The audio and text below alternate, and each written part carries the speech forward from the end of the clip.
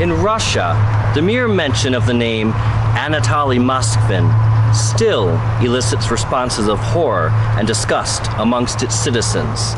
Terms such as monster, grave robber, and psycho easily pass from their lips. But who is Anatoly Moskvin, really? Like all offenders, he was not born a criminal.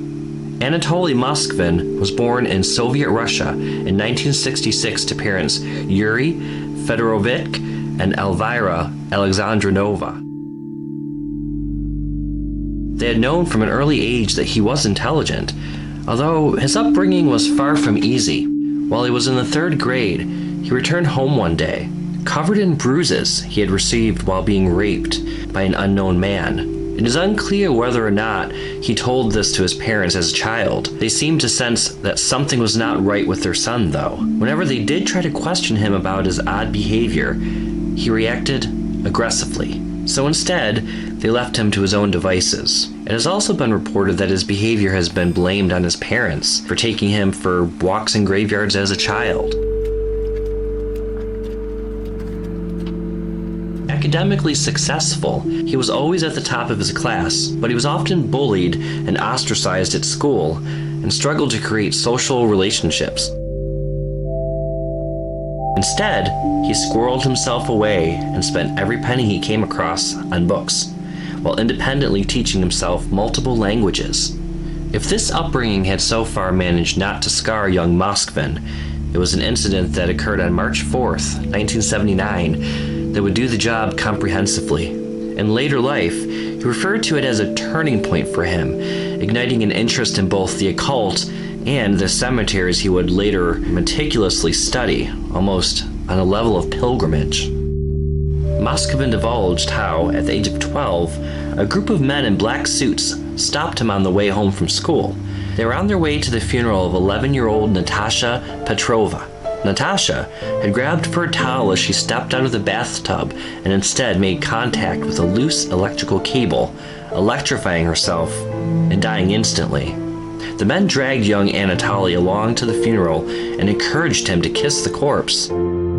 He refused to kiss the girl. However, the parents would not hear of it. He began to cry, sensing the futility of the situation. He had begged to be let go, but was not permitted to. So, realizing the hopelessness of the situation, he approached the body in the coffin. Anatoly Moskvin later said, "A woman, apparently the mother of the deceased, gave me a large Hungarian apple and kissed my forehead. She led me to the coffin and promised me a great deal of candy, oranges, and money. She told me to kiss the deceased. I burst into tears and begged her to let go, but the sectarians insisted, everyone again saying prayers in a language I did not understand, and one of the adults drew my head to the waxy forehead of the girl in a lace cap. I had no choice but to kiss where I was ordered." Moskvin kissed the lifeless girl 3 times on the forehead. He wrote, "I kissed her once, then again, then again." The girl's grieving mother then put a wedding ring on Anatoly's finger and a wedding ring on her dead daughter's finger. He was then awarded a basket of fruit for his troubles and let free into the street, though not before he was told not to tell anyone of what had taken place for at least 40 days. On the corner of the street, Moskvin threw the fruit into the snow and then went to spend the money he had been given on a book about animals. "My strange marriage with Natasha Petrova was useful," Moskvin said in an article. He said it led to a belief in magic, a fascination with the dead, and that he felt attracted to cemeteries like a magnet. Whether the story is even true is besides the point by now, as his disturbing thoughts would go unchecked for more than 30 years. It may be safe to say that these early traumatic experiences must have had some sort of negative impact on young Moskvin. How could they not? Had he received some form of therapy as a child, could his later horrifying actions have been avoided? Maybe. Maybe not. Inevitably, life would go on for Anatoly Moskvin. After graduating from Moscow State University, Moskvin became well known in academic circles. His main areas of academic interests were Celtic history and folklore, and of course, a deep interest in death and the occult. He kept a personal library of over 60,000 books and documents, as well as a large doll collection. He also spoke 13 languages, traveled extensively, and taught at the college level. Moskvin also occasionally worked as a journalist and regularly contributed to local newspapers and publications. Moskvin was a self-proclaimed expert on cemeteries and dubbed himself a necropolist. In 2005, a fellow academic and publisher commissioned Moskvin to summarize and list the dead in more than 700 cemeteries. Moskvin claimed that between 2005 and 2007, he had gone on foot to inspect 752 cemeteries across the region. So Moskvin roamed from cemetery to cemetery. "I don't think anyone in the city knows them better than I do," he said of his extensive knowledge of the region's dead. He took detailed notes on each one and delved into the histories of those buried there. The hands-on historian claimed to have walked up to 20 miles per day. During these travels, he drank from puddles, spent nights in haystacks and at abandoned farms, or slept in the cemeteries themselves, even going so far as to spend a night in a coffin being prepared for a funeral. On his extensive travels, Moskvin was sometimes questioned by police on the suspicion of vandalism and theft, but was never arrested or detained after stating his academic credentials and purpose. The work itself remains unpublished, but has been described as unique and priceless by Alexei Yezin, the editor of Necrologies, a weekly paper to which Moskvin was a regular contributor. Moskvin posted a documentary series of his travels and discoveries entitled Great Walks Around Cemeteries and What the Dead Said. These continue to be published in a weekly newspaper. Although Moskvin's professional life appeared successful to the outside world, his personal life was an entirely different story. Moskvin led a secluded life. He never married or dated, preferring to live with his parents. If that were not unconventional enough, he abstained from drinking alcohol and smoking, and is purportedly a virgin. However, in 2003, Moskvin met Yulia Granova, a young woman whom he much admired. Yulia was spiritual, and the pair entered into a non-sexual relationship. The relationship satisfied Moskvin's need for socialization while allowing him to maintain his vows of celibacy, and Yulia was happy enough with the arrangement, having suggested it herself. Yulia wanted a child, however, and it didn't take much convincing for Moskvin to agree, as he had wanted a child of his own for many years already. Given the non-sexual nature of their relationship, Moskvin applied for adoption of a young girl in 2003. Their application was rejected, however, on the grounds that Moskvin's earnings were too low. By this point, his income was erratic, and he was living hand-to-mouth on the paychecks he received from journalistic work he published. His parents didn't hold the same enthusiasm for his plans to adopt, though, which led to tensions in the family. Moskvin threatened, "I told my mother that I would be engaged in black magic and get in touch with the spirits of the dead." Used to his eccentric behavior, she merely told him to do as he pleased. In the end, it all fell to nothing, as his relationship with Yulia eventually evaporated. Was the disappointment of not being able to adopt a child too much to bear? Was the breakup the final straw for Moskvin, mentally? Only one person truly knows the answers to those questions, and it is Anatoly Moskvin himself. Whether or not there is a correlation between those events and what came later may never be known. In 2009, locals began to discover the graves of their loved ones desecrated, sometimes completely dug up.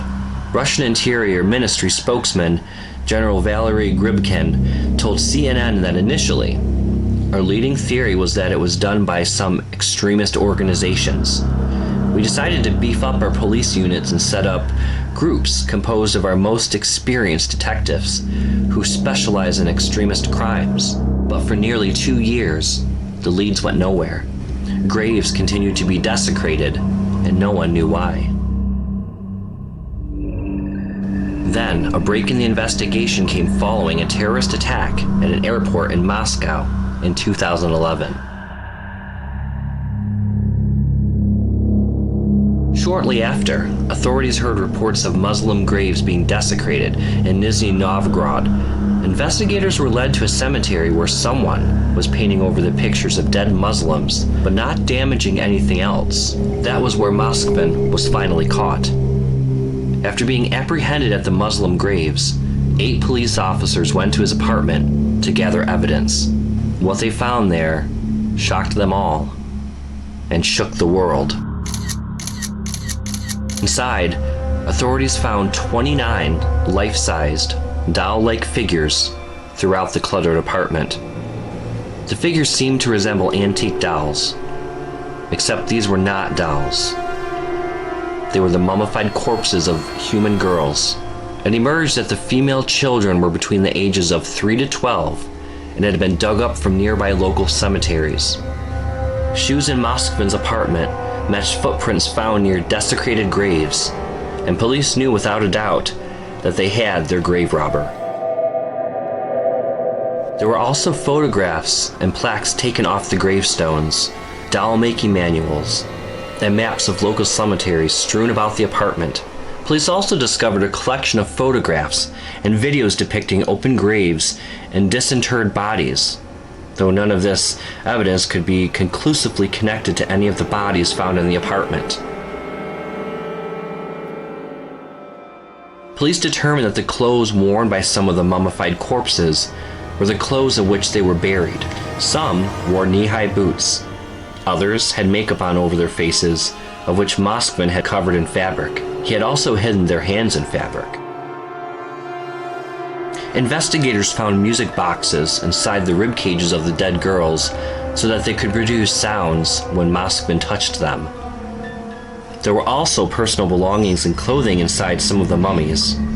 One mummy had a piece of her own gravestone with her name scrawled on it inside of her body. Another one contained a hospital tag with the date and cause of the girl's death. A dried human heart was found inside a third body. According to the investigation, the bodies primarily came from cemeteries in the Nizhny Novgorod region, though some may have come from as far away as Moscow. Moskvin actively cooperated with investigators and claimed he made the dolls over the course of 10 years. His parents, who were away for large portions of the year, were unaware of his activities. Moskvin had held an interest in Russian dolls, so his parents just assumed it was an extension of that interest. Is it truly possible that his elderly parents knew nothing of his activities?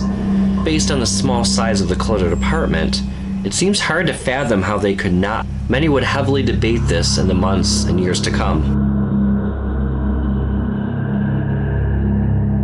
Elvira, Anatoly Moskvin's then 76-year-old mother, said, "We saw the dolls, but we did not suspect there were dead bodies inside. We thought it was his hobby to make such big dolls and did not see anything wrong with it." Following the arrest, his father was hospitalized, suffering a heart attack. His mother was also hospitalized for a period, blaming her poor health on the shock of their son's arrest. His parents have been said to live in utter isolation because their community still ostracizes them. Elvira suggested that she and her husband perhaps just kill themselves, but her husband refused. A friend of his parents spoke of their shock in a later interview. The dolls didn't turn up suddenly. Moskvin had built up the collection over 10 years.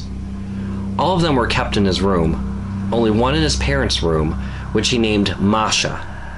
His parents had no idea. When friends visited, they often remarked on them as works of art, calling them puppets. They just never thought they might contain mummified humans. The only concern his mother had was that at times he would talk to them. "Are you a child?" she would say. "Why do you play with them?" One New Year's Eve, Moskvin introduced Masha to his aunt after sitting her at the family table. "This is Masha," he said. "Do not be afraid of her." Neighbors were shocked. They said that the renowned historian was a quiet man, and that Moskvin's parents were such nice people. Sure, a rancid smell emanated from the apartment whenever the door was opened, but a neighbor chalked that up to the stink of something that rots in the basements of all local buildings.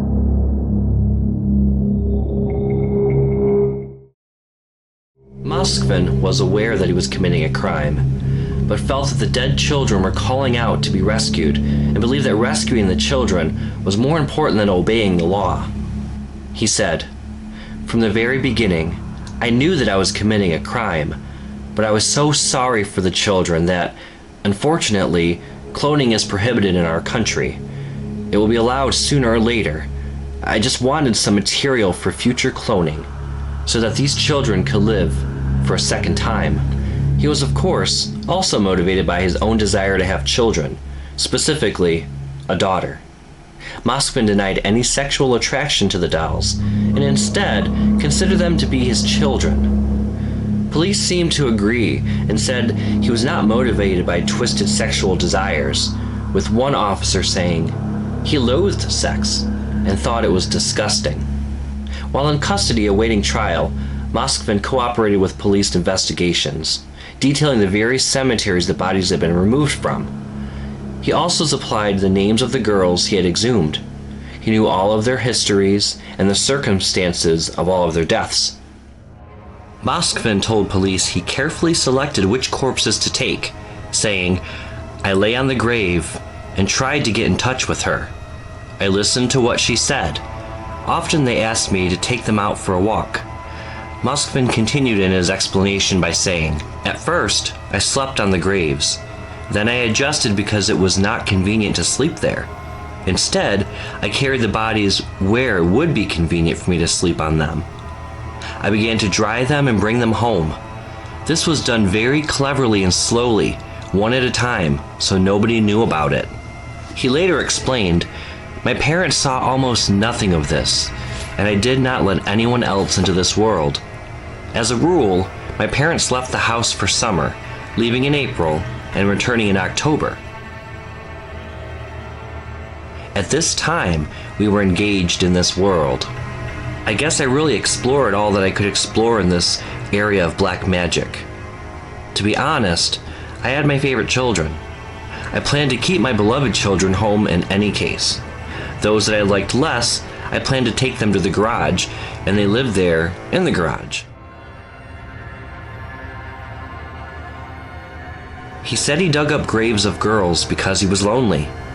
This would seem strange and horrifying to most, but not to Anatoly Moskvin. Could the loneliness of his troubled life really have been the sole motivation behind his nightmarish crimes? Moskvin would go on to explain, "The fact is that I suffered very much from loneliness, especially during the summer period when my parents were not there and when they took the cat. I did not disfigure them, did not dismember them. I applied all of my work gently, affectionately, politely, and I even tried not to swear in front of these children." He spoke to and interacted with the corpses, sang songs to them, and even held birthday parties and celebrated holidays for their behalf. Moskvin admitted that he would stuff the decayed corpses with rags. He used a simple solution of salt and baking soda to preserve the girls. Moskvin felt that their physical remains were too decayed and ugly for them to feel comfortable or happy. Then he would wrap nylon tights around their faces or fashion doll faces onto them. He would also insert buttons or toy eyes into the girls' eye sockets so that they could watch cartoons with him. Moskvin went on to say, "I sat them down. They had holes drilled under their eyes. I showed cartoons to them. I played children's songs. I myself sang songs to them. Ordinary children's songs that I would sing when I have a live daughter. After that, we ate together, or rather I ate. I just offered them food, as it is in the Celtic or Yak tradition. I treated them as if they were alive. They were just temporarily dead." Moskvin allegedly told authorities to not bother reburying the girls too deeply, as he will simply unbury them when he is released. Many consider this to be the threat of a twisted and cruel man, while others seem to view the statement as the ramblings of a sick man obsessed with his own fantasy world. But what did Anatoly Moskvin actually do with the corpses once he had them in his possession? He dug up the first body on May 9th, 2003, following a disagreement with his parents over adoption, instead deciding on resurrecting the deceased with his black magic. He said, "The coffin was covered with crimson synthetic matter. With a chisel, I hollowed out a hole in the lid of the coffin at the head of the bed and through it. I pulled out what was left of the body.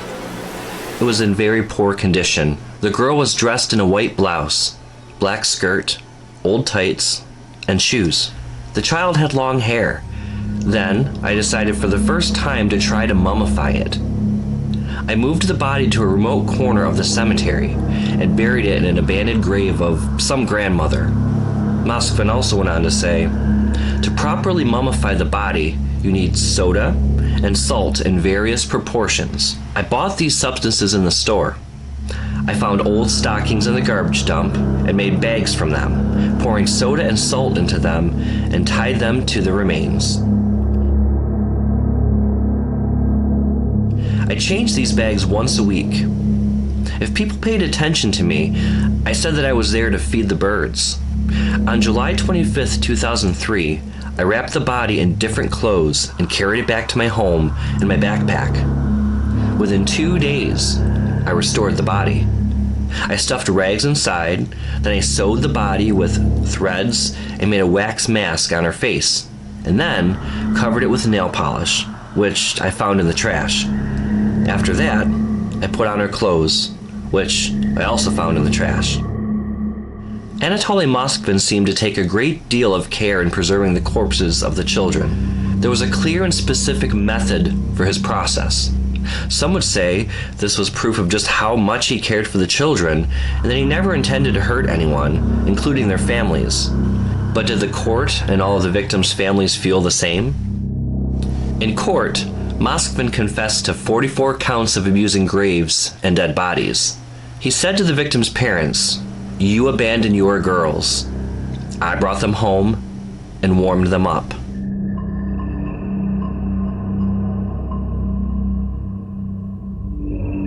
During the trial, families of the girls he had mummified shouted out to the judge to imprison him for life, while others shouted for the death penalty. Eventually, neither prosecution nor defense appealed the outcome. He was ordered to pay compensation of around $75,000 for moral damages to the families of each child, though interestingly enough, the father of one of Moskvin's dolls rejected any compensation. I would not take anything from Moskvin. After all, he treated my daughter better than I had during her life. He dressed her, put her to bed, read her fairy tales, and showed her cartoons.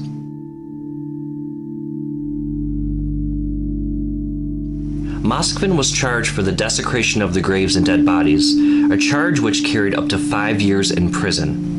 Originally, Moskvin was also accused of having defaced the graves of Muslims, considered a hate crime, but this charge was later dropped. But what of his mental status? Could a sane man really have been found guilty of these crimes? After a psychiatric evaluation, it was determined that Moskvin suffered from a form of paranoid schizophrenia. In a hearing on May 25, 2012, the District Court of Nizhny Novgorod deemed Moskvin unfit to stand trial, releasing him from all criminal liability. Moskvin was removed to a psychiatric clinic, with his stay to be reviewed regularly. In February of 2013, a hearing approved an extension of his psychiatric treatment. His treatment was again extended April 2014, and yet again in July 2015. In 2014, a spokesman stated, "After 3 years of monitoring him in a psychiatric clinic, it is absolutely clear that Moskvin is not mentally fit for trial. He will therefore be kept for psychiatric treatment at the clinic. In 2016, it was reported that Moskvin planned to marry a 25-year-old native of his hometown who attended his trial. As of 2019, every request for the extension of Moskvin's treatment has been approved. Last year, a judge said Moskvin was not mentally fit to stand trial and should remain in a psychiatric clinic. If he is ever to be released, Moskvin has expressed an interest in returning to work, translating written books in Moscow and marrying his mystery bride. Will Anatoly Moskvin ever go free? The victim's families think otherwise. His own parents do not wish for him to be released, fearing he would simply repeat his crimes. Natalia Sharmova, the mother of Moskvin's first victim, believes Moskvin should stay locked up for the rest of his life. Local prosecutors agree with Sharmova's assessment, even though psychiatrists say Moskvin now, in his early 50s, is improving. I still find it hard to grasp the scale of his sickening work, but for 9 years, he was living with my mummified daughter in his bedroom, Sharmova continued. I had her for 10 years. He had her for 9. Natalia Sharmova's daughter Olga was among the 29 he secretly dug up and dressed as a doll and kept at home. Olga had been horrifically murdered at age 10, the first time she was allowed to walk alone from the family flat to her granny's apartment in the next block. I'm 10 already. I can go myself, she pleaded. Her mother relented, and she went out with her favorite green bag and blue umbrella, never to be seen alive again. Unseen, a drug addict waiting in the lobby of her block had forced her back up to the top floor and robbed her of her earrings, and because she tried to escape, cracked her over the head with a metal bar. Despite searches for her body, Olga's remains with the umbrella and bag were not found for 5 months, wedged behind pipes in the block's attic. Olga's mother said, "We buried her on 2 October 2002. I could never imagine that almost exactly 10 years later, on the 5 October 2012, I would open her grave with police and find her remains had vanished. Her coffin was empty, with a hole at the top from which he had pulled the remains. You can't begin to imagine it, that somebody would touch the grave of your child, the most holy place in this world for you." We had been visiting the grave of our child for 9 years, and we had no idea it was empty. Instead, she was in this beast's apartment. In May 2003, Natalia and her husband Igor started painting a small metal fence they had erected around the grave. The next day, they came back to finish and felt someone had been there. A wreath had been moved, and the torment began, lasting 9 years. The same month, they found a note signed with 2 letters, D.A., standing for Dobry, Angel, or Kind Angel, how Moskvin thought of himself. We shivered with fear each time we went to the grave, not knowing what to expect, she said. These sick anonymous notes were addressed to my daughter, calling her little lady. He congratulated her on all the public holidays. He remembered about 1 September each year, the first day of school year in Russia, and the last school bell in May. He counted carefully which school grade she was about to enter, as if she was still alive. For example, happy last month of your 6th year at school. Imagine what it was like for us, her grieving parents, reading these notes about our murdered daughter. It was not at all like some sick joke, but a spear through our hearts. Sometimes, the desperate parents arrived at the grave to find soft toys, stolen from other plots. And on January 1st, he always put New Year's decorations on the grave. In one note, he threatened the parents. If you don't erect a great monument, which she deserves, we will dig her body out. The couple erected a headstone in June 2003, and he penned messages on it before taking an axe to it. Natalia reported it to the police, who were appalled but said there was little they could do. She stated, "They told us, if you find him, Do what you want to this barbarian. We won't object.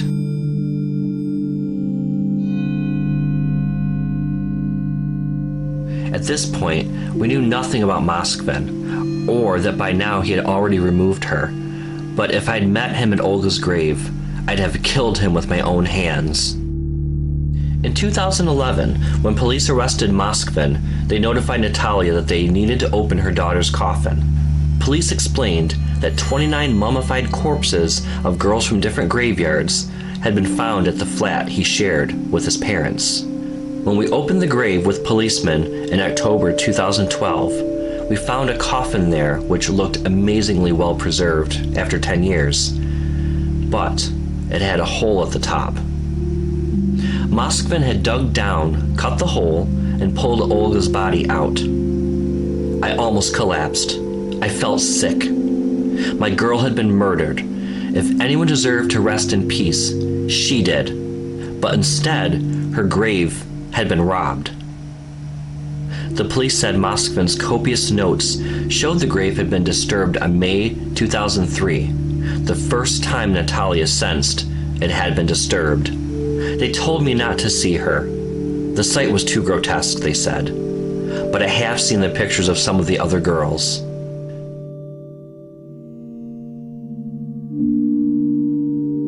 From her kitchen window, she can see the yellow-colored psychiatric hospital where Moskvin is incarcerated. I worry one day he will convince them he's sane, and he'll come out and start his morbid activities again, she said. To me, he got off lightly. Like other parents tormented by him, we reckon he knew what he was doing. I wanted to see him go to jail and face hardened criminals in the same cell. He should know real pain, not be pampered by doctors who see him as a fascinating psychiatric case. The majority of the victims' parents seemed to share Natalia's view of Moskvin. But how did they feel about his parents? Did they pity or condemn the elderly couple? Natalia later stated, "In the court building in February 2013, I was standing there when suddenly 2 policemen escorted him in. He walked right towards me. I lost my breath. I just stood there, mouth open like a fish. I looked at his whimpering, trembling mother." Natalia continued by saying, "Yes, I feel some sympathy. She has a mom after all. But deep in my heart, I can't believe she and his dad Yuri knew nothing. Just look at the police pictures of their home, like a burrow, in such a mess. I can't believe there was no smell or nothing suspicious to her about all these dolls. Yet, she turned a blind eye to her son's weird hobby." Natalia keeps a picture of her daughter in the kitchen and talks to her when she cooks. She would now be 22. She should be living her life to the full now, if not for the evil she faced.